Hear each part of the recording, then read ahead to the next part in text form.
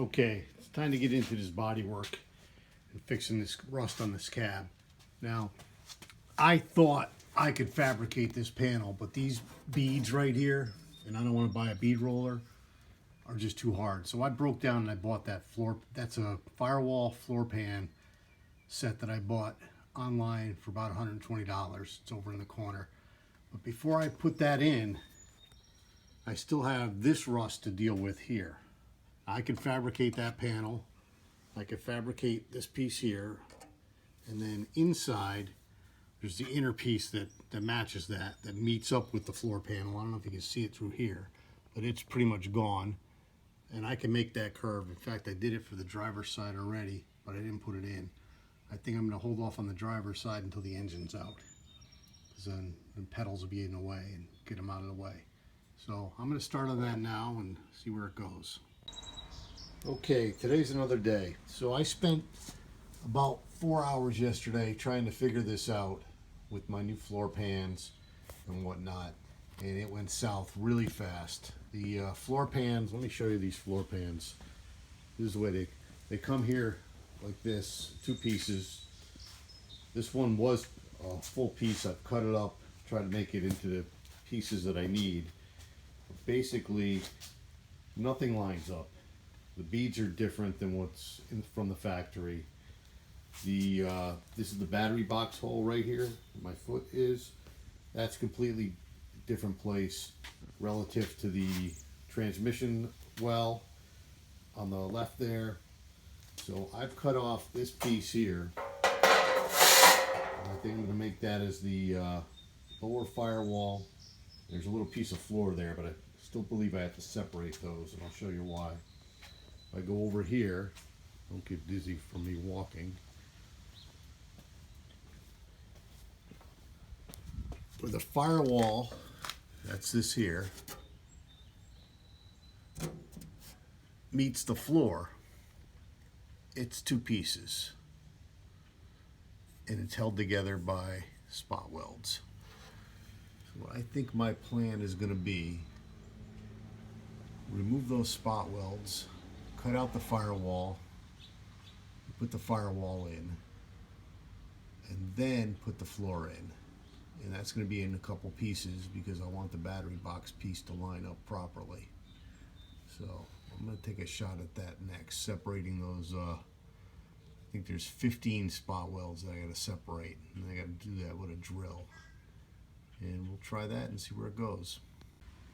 So I spent about 4 hours on this yesterday, and pretty frustrating. I was able to fabricate this piece here to go on this curve. It was pretty simple to make. Getting it installed is a whole nother story because I can't get in there to, it's so tight to grind it and clean up the metal to make a good weld. And then the floor pan and the firewall pan that I bought online are not matching up with what's here from the factory. The stuff they sell online is 18 gauge, which is a little thinner than this is 14 gauge, old school steel. This is heavy duty stuff. I guess if I had the ability to make these beads, I'd probably be done by now, but that's not true. I'd still be struggling with this. But I'm gonna take a shot at it and see what happens. All right, so what I've decided to do, since the aftermarket panels don't really match up, trying to cut out all this firewall here and make these beads.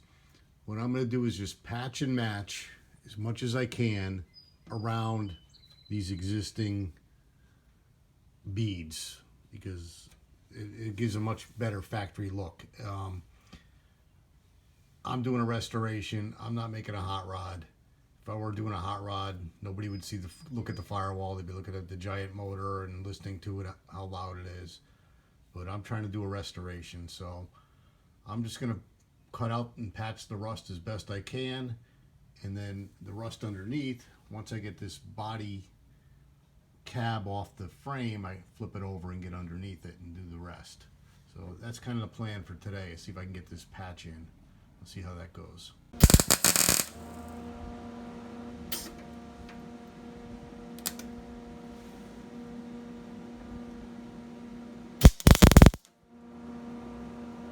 Let's see. So what I've opted to do here is make smaller patches and try to retain the body lines. And so I made this patch for this corner, and that's going to be my starting point. Once I get that in, I'll move back to the floor, then outward towards the to this panel right here. I don't know what it's called. And then the footwell is on the inside. I know what it's called, but I have to fabricate it still. So that's where we're at. We're going to tack this in, and we'll go from there. Well, just to give you an idea how this is coming along, the inside patch, first one's in.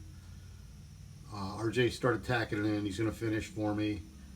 He's better at MIG welding than I am, and he seems to be enjoying it, so I'm going to let him finish that. And I'm probably, my next piece is I'm going to fabricate this footwell piece to join up in here, and then I'll see about getting this rusty floor out next, and we'll go from there.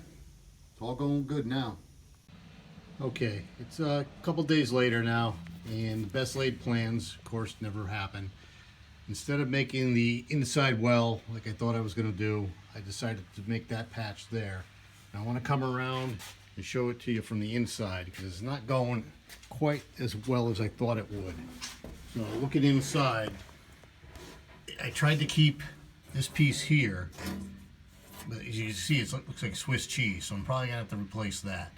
And now I'm thinking, why didn't I just replace the whole thing all the way across and just let it lie flat? Nobody's ever gonna see it. And of course, this footwell, I haven't fabricated it yet. And then I'm gonna probably cut that out. And I'm thinking I have to get a little sandblaster or something and treat anything that's rusted behind this panel.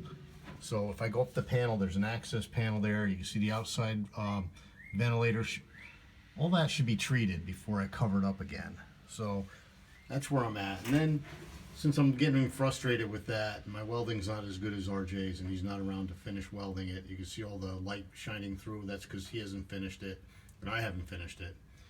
But then I've been chipping away at, there was about 3/4 of an inch of grease or solid gunk on top of this, and I realized I have to get all that out before I take the cab out. And you see I got the same situation. You see the sun shining through on the driver's side.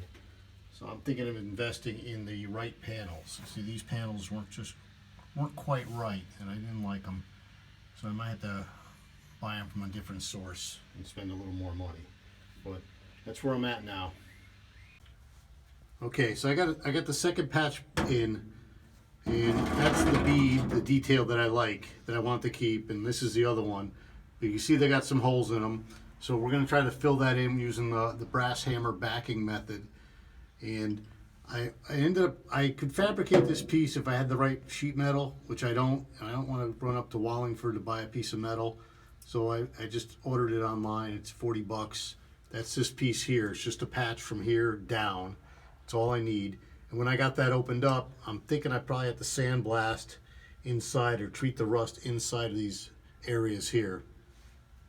What I'm doing right now is focus my attention on this door, and then I'll be able to work on this easier without the door in my way. So I had to take this access cover off, which goes all the way to here, and then I can get these three bolts, and I broke them loose, so I know they're going to come loose. And after I take them off, hopefully the door just slides right off, and I can go put it in the shed until I can get to restoring that.